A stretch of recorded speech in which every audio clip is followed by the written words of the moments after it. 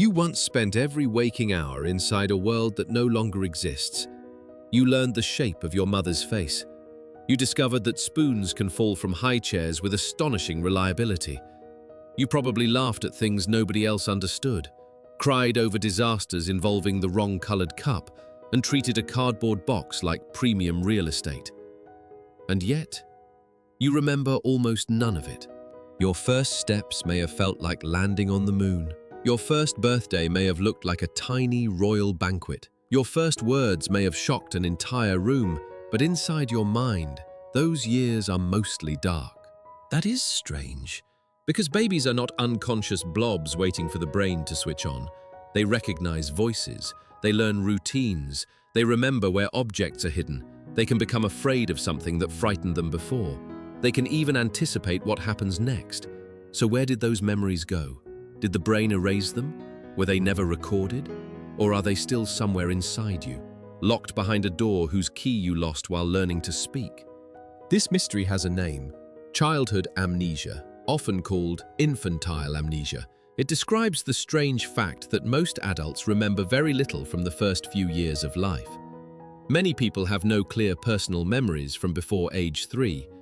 Memories from the next few years often survive only as scattered images: a red bicycle, a dark hallway, a hand holding yours, a birthday cake that may or may not have been yours.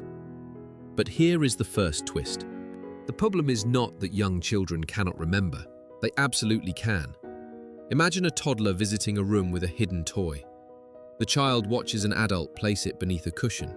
After a delay, the child can often return and search in the right place. Babies can remember familiar songs, faces, movements, and repeated events. Their brains are constantly learning at a speed adults can only envy. A baby is not a computer with no storage. A baby is more like a computer saving files in formats that future software may struggle to open. That difference changes everything. To understand it, we need to separate two kinds of memory that feel like one thing in daily life. The first kind is memory that changes what you can do. You learn how to walk. You learn how to balance. You learn that a smile can bring someone closer. You absorb the rhythm of your language before you understand grammar. You build expectations about safety, comfort, and other people. These memories do not always appear as stories. They appear as skills, habits, reactions, and patterns. The second kind is autobiographical memory. This is the mental ability to say, I remember being there. I remember what happened. I remember that it happened to me. That kind of memory is not just a recording. It is a carefully assembled package. It needs a place, a time, a sequence, a sense of self, and enough detail to separate one event from thousands of similar ones. A toddler may remember a visit to the park today, but years later, the adult brain must still know where that memory belongs, what it means, and how to retrieve it. And that is where the mystery deepens. Picture the young brain as a city under construction. The roads exist, but many are unfinished. New neighborhoods appear constantly, old routes are redirected, traffic rules keep changing. The central library is open, but the cataloging system is still being invented. One of the most important structures in this city is the hippocampus. It sits deep inside the brain and helps bind parts of an experience together. The smell of rain, the sight of a yellow coat, the sound of a dog barking, the feeling that this happened at your grandmother's house. The hippocampus helps turn these separate pieces into an event you can later revisit.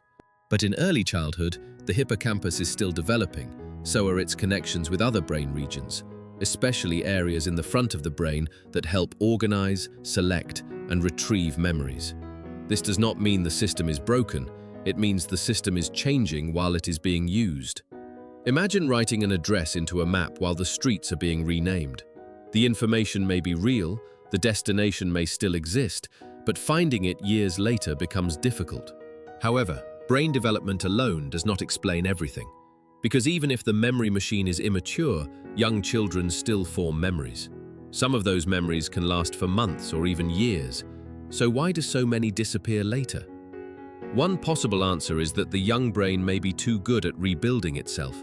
During early life, The brain produces and reorganizes enormous numbers of connections. In the hippocampus, new neurons are added more rapidly than in adulthood. Research in animals suggests that this intense growth can interfere with older memory patterns. New circuits may make learning easier while making earlier memories harder to stabilize. Think of a child building a sandcastle while waves keep reshaping the beach. The castle can stand for a while, but the ground beneath it refuses to stay still. Scientists are still studying exactly how much this process explains human childhood amnesia. It is not considered the single answer, but it offers a fascinating possibility. Forgetting may be partly caused by the same brain growth that allows children to learn so quickly. The brain may sacrifice perfect archives to gain flexibility. And then language arrives. At first, your life is made of sensations, emotions, images, sounds, and movement. You understand far more than you can say. Then words begin attaching themselves to the world. Dog, hot, mine, no, especially no. Language does more than help children communicate. It gives memory labels. It lets the brain divide experience into named pieces. It creates a structure for telling what happened first, what happened next, and why it mattered. Before language. A child might store the feeling of being frightened in a loud room. Later, the adult brain searches with words. Birthday party, balloon popped, uncle's house, I was 2. But if the original memory was stored without those labels, the search may fail. It is like trying to find a photograph by typing a file name that never existed. This may help explain why memories formed before fluent speech are especially difficult to retrieve later. The experience may have been recorded in one mental language, while the adult mind searches in another. But language is only part of the story. A memory also needs a main character, you. Very young children have feelings, preferences, goals, and personalities. But the mature idea of a continuous self develops gradually. The understanding that the child in yesterday's kitchen, the child in today's bedroom, and the child who will visit the park tomorrow are all the same person becomes more organized over time. Autobiographical memory depends on this thread.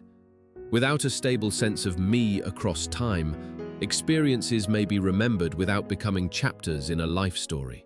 Imagine a box filled with thousands of photographs, but no dates, no names, and no albums. The images exist, but they are not yet arranged into a biography. As children grow, they begin to say things like, "When I was little," even though they are still extremely little. They learn that the past can be told. They learn that events belong to them. They learn that their life has a timeline. And adults help build that timeline. When parents ask, "Do you remember what happened at the zoo?" they are not merely testing memory. They are teaching the child how to organize it. Who was there? What did you see? How did you feel? What happened next? These conversations train children to turn experience into narrative. Families that talk about past events in more detailed and emotionally rich ways often help children develop more detailed autobiographical memories. Culture matters too. Some cultures encourage children to focus on personal feelings and individual experiences. Others emphasize shared activities, family roles, and group meaning. Even our earliest memories are shaped by the kinds of stories we learn to tell. But now comes an uncomfortable question. How many of your earliest memories are actually yours? Suppose you remember standing beside a giant birthday cake when you were 2. You can see the candles. You can see your father holding a camera. You can almost feel the frosting on your hand. Then someone shows you the photograph. It matches your memory perfectly. Too perfectly. Maybe the memory came from the event, or maybe it came from seeing the photograph 20 times and hearing the story at every family gathering. Memory is not a video file stored untouched in the brain. Each time you remember, the brain rebuilds the event from pieces. It combines real details, later knowledge, photographs, other people's stories, and your current understanding. This does not mean every memory is fake. It means remembering is an act of reconstruction. The brain is less like a security camera and more like a storyteller working from notes. Usually, the storyteller is excellent. Sometimes, it quietly edits the script. That is why people can feel completely certain about early memories that contain impossible details. They may remember viewing themselves from across the room, like a camera floating near the ceiling. They may remember an event that happened before they could realistically store a lasting autobiographical memory. They may even absorb a sibling's story and place themselves inside it. Certainty is a feeling. It is not proof. So childhood amnesia may not be a clean wall separating memory from emptiness. It may be a foggy border filled with fragments, borrowed images, emotional traces, and stories rebuilt over time. And there is another twist. Not remembering an event does not mean it had no effect. A young child may not later describe a repeated routine, a warm relationship, or a stressful environment. But early experiences can still shape expectations, emotional responses, and patterns of behavior. The brain learns many things without turning them into a story you can consciously replay. You may not remember learning that someone will comfort you when you cry, but your nervous system may have learned where the comfort usually arrives. You may not remember practicing every step that taught you to walk, but your body remembers the result. This is important because people sometimes imagine a hidden movie of early childhood buried perfectly inside the mind, waiting to be recovered. Science gives us little reason to believe that every forgotten event survives as a complete recording. Some traces may remain, some may have changed, some may have been overwritten. Some may never have been organized into a lasting autobiographical memory at all, and memories can sometimes return when a smell, place, or sensation provides the right cue. But that does not mean every vivid image is accurate. The more we try to force a missing memory into existence, the more easily imagination can fill the gaps. The safest answer is not, everything is still there. The safest answer is, early experience can survive in many forms, but not always as a reliable story. Now we can finally return to the original question.